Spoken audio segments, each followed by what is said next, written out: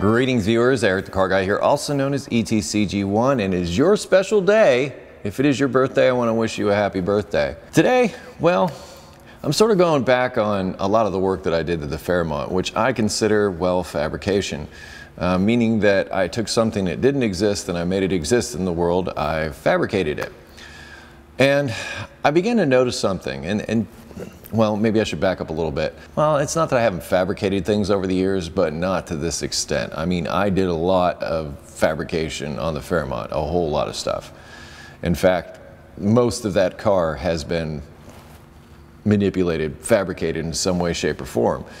But I found something that kept coming up, and I kept coming back to it, and that was the most important tool in fabrication, or at least I'm calling it the most important tool. Sure, you know, it depends on the type of fabrication that you're doing. I mean, fabrication could be anything from metal work to, you know, body work to, you know, plastics to, you know, all kinds of stuff. I get it. In fact, paper airplanes could technically be considered fabrication in a way. However, the thing that I kept coming back to was my marker. Every time I went to make a cut or just place something, I usually got out my marker and I marked it. Yeah, pretty much indispensable. Kind of like my pocket screwdriver or my pen when I worked at the dealership. My pen wrote up all the work orders and all my paychecks flowed through that pen. You know, people said, what's your favorite tool? Well, that would be my pocket screwdriver and my pen. Those were things that I used quite often. But when fabricating and making stuff during the Fairmont project, I found myself going to the markers.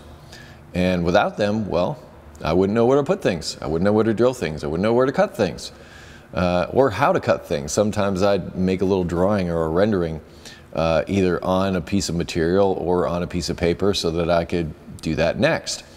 Now, a little takeaway with this, you're seeing me holding a Sharpie here, which is what I started out using.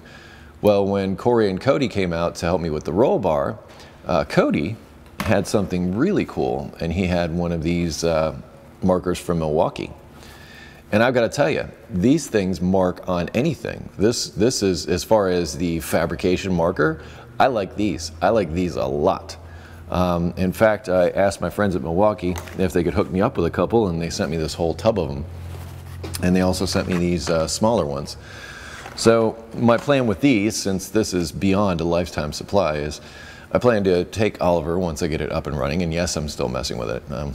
The turbo cooked all the ignition wires on the one side. Now I've got some heat shielding for them and I'm going to reroute them, but basically it's got a lot of misfires right now because of a lot of cooked wires. They should arrive in a couple of days. I'm just sort of waiting on those.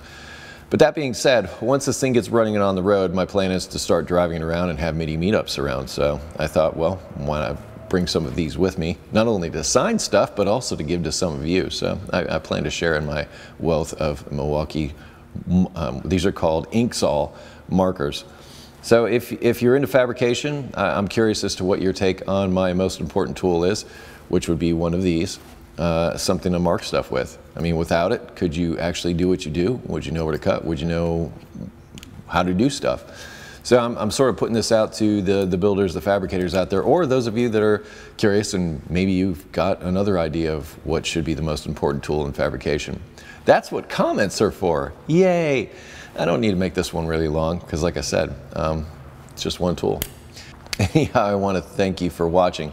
If you have automotive questions, I ask that you head to ericthecarguy.com. That will be linked in the description, along with these, so and other stuff that might pertain to this video. So please check the description if you have some questions.